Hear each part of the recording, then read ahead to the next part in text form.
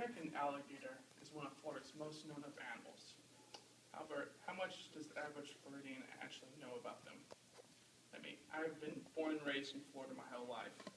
I have had zero experiences with alligators in all 18 years of my life. The entire extent of my knowledge in alligators is that they're green, they're reptiles, and they're massive. The topic of this speech is to give information on the American alligator, and the purpose is so you can understand them better. Now, I'm sure we've all probably heard or seen the movie where a human is walking on the side of a river or swamp, is viciously attacked by an alligator, and dragged to its watery grave. But how much does that really happen in real life? Like I said, how much do we really know about alligators? So the question becomes, what is the alligator life cycle? What is the alligator habitat? And what do alligators really eat?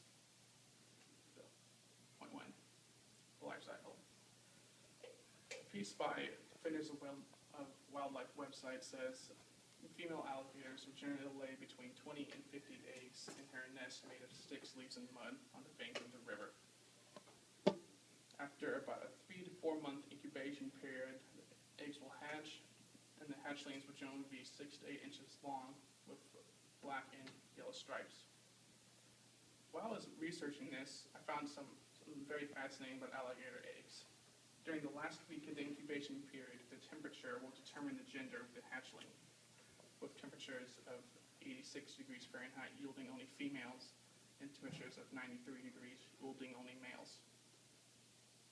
Interesting. Point two, the habitat.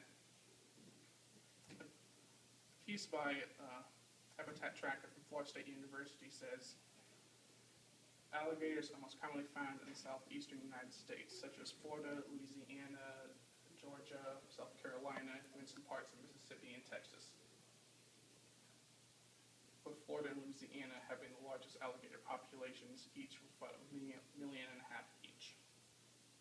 Now, I don't know about you, but I always wondered why alligators were always in the South instead of all over the U.S. The reason behind that is alligators are cold-blooded animals. They can't heat themselves. Unlike humans, since we're warm-blooded, we can heat ourselves. We can maintain a constant body temperature without any external forces. Alligators cannot do that. They are completely reliant on sunning themselves to heat their own bodies. It's basically like their own coffee. So, alligators will typically sun themselves in the early morning or in the evening just before dusk. Point three, and what y'all probably been waiting to hear, what do alligators really eat? So, a point by National Geographic website says, obviously alligators are carnivores, and they typically go after smaller prey such as turtles, snakes, fish, and small mammals. However, it does go on to state that alligators are opportunists, and if they're hungry enough and they think they can get away with it, they go after larger prey such as pets, goats, maybe even a sheep. Now, tragically, alligator attacks have occurred from time to time on humans, but that was mostly the humans' fault. Alligators are not really aggressive animals, unlike crocodiles, which give them a bad rep. Crocodiles will attack anything, anywhere, anytime. So, a piece by Animal Questions.org states, alligators are pretty docile animals and will only attack humans if provoked in some way first. Here's an example I got. You know those signs all up and down the river that say, do not feed the alligators? The reason behind that is, if humans are feeding alligators all the time, they're going to come to see us as their food source and stop hunting the way they should be and hang around us all the time. That could eventually lead to them losing their fear of man and will come after the smallest of us, like children that swim in the river.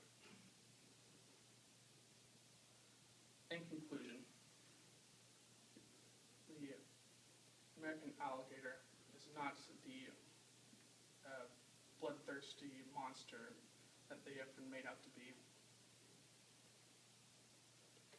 In summarizing my main points, said, alligators are generally attracted to the smaller prey, generally stuff that's in the water, like fish and snakes. As for the life cycle, they'll live 35 to 50 years old on average in the wild, and will generally reach up to 15 feet in length, weighing 600 pounds.